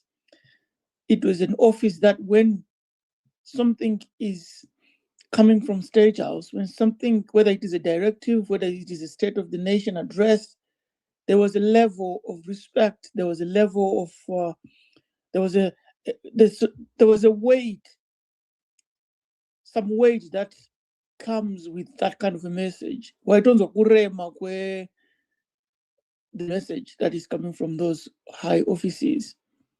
Even the individuals who used to occupy those offices, when they are in front of people, when they're speaking, they have got an aura that they have. They've got a level of respect that they would command. But now what we see is even when ED stands in front of people, majority of what he's saying are jokes. And to the extent that we don't even know when he's serious, when he's joking. And that's the same thing with our parliament. We don't even know whether this parliament is independent, whether this parliament is captured, whether this parliament is just a formality, right? If you look at the project or the government the work that this government is trying to do, whether it is something that is actually good, it's now very difficult to actually see the goodness of what the government is trying to do, because everything is now being treated with suspicion, because those offices is now being reduced to a circus. It's basically, a circus. So whatever comes out of those institutions, we treat them as a joke. If you look at these constitutional amendments that they want to do, I know people are up in arms about it. They don't like it. They totally against it, and that's understandable. But if you break them down, there are some clauses in those amendments or proposed amendments that you think probably this is fine, but because those institutions have now been reduced to it's basically run by clowns and it's a circus. We don't believe in anything that they say. It's like when whether it is pure water or juice is put in a bottle that has got a label that says poison. Nobody's going to drink from that cup or container because it says poison outside. That's exactly what our institutions are. If you look at the proposal for the parliament to elect a president, if you look at it in isolation and don't attach it to everything else that is bad about those amendments, it's actually not a bad thing. It would actually save money because you don't have 2-3 big significant elections running at the same time. It actually takes away resources from a process that is not necessary. But because we are a nation that has been abused, exploited, lied to in so many ways, we no longer trust these institutions. And I don't see these institutions coming out of this, or they've been reformed, or they're now good. I can't see that happening unless the individuals that occupy them are totally removed. Because they have personalized those institutions, and we cannot separate the decisions of those institutions from their personal vendetta or their personal what they want. The only way the only way that Zimbabweans have trust in this institution is if these people are removed. If you look at the plans of Reserve Bank right now to do away with foreign currency and to have, our own currency, if you look at that policy on its own, it's actually a good policy because no nation can survive using other nations' currency. But the problem is the Zimbabweans have lost trust in Reserve Bank, High Court or Supreme Court, the whole judiciary, the cabinet, the government. We don't believe anything that they say. It goes back to the point that I've made that we've got pure water or juice that is probably in a container written poison. So everything that comes out of that container, we treated it with suspicion. We're very scared. We're very worried. What are they trying to do? Are they trying to steal our money again, like what they did during the years when Gono was the Reserve Bank? Everything that they did was to rob the people. Every election that they run, it's a sham election, right? So as Zimbabweans, I think we are not ready to take some radical action, but it is only radical action that is going to save Zimbabwe. I know people, are doing, demonstrations in London, in South Africa. People are writing petitions. People like Tendai BT, they're doing what they need to do on the ground. Yeah, that's fine. It's better than doing nothing. But my view is, unless and until, as Zimbabweans, we decide that we need something more serious, more significant, more radical. We should not expect South Africa to come and rescue us, because South Africa is already dealing with their own problems. South Africa, in fact, as a government or ANC party, is actually part of the problem. The Western governments, they take sides based on where their interest lies. At one time, their interest lied with MDC. They aligned themselves with MDC, and it didn't work. And now they've aligned themselves with ED because that's where their interests are being served. So it has come to a point where Zimbabwe we claim that we are independent, we're an independent nation, but we are not practicing the power that comes with being independent. We're still very reliant on others to save us. We're very reliant on a government that is abusing us, that is exploiting us. We're very reliant on external powers or external countries to come and help us. But if you look at what is happening globally, nobody is willing to put their neck on the line just to save a very, very small nation that is located far away from everybody, just for Zimbabweans to have a good country. The previous speaker spoke about people like George Charamba. Those are the people that need to be removed, because whoever is in that government or is in charge of the government, they're bound to be contaminated with the toxic practice that they've learned for years in those institutions. These are the people that pulled the rug under Mugabe's feet. They would pull the rug under Mnangagwa's feet. They would do the same, whether it was Chiwenga, it is Chamisa. When there's a change of government, especially radical change of government, I'm not talking about in countries where there's democracy, where there's smooth transition of power. I'm talking about in rogue nations like countries that don't have democracy.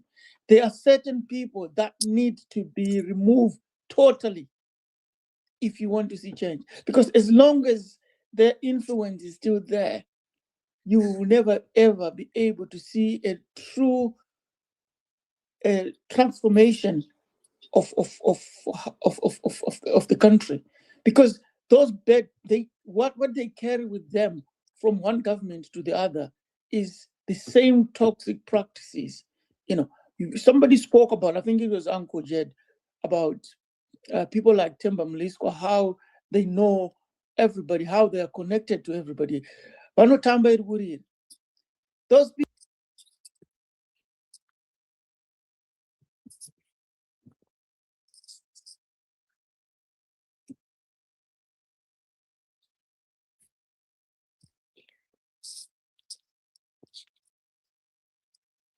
Right. What's happening here? 1,000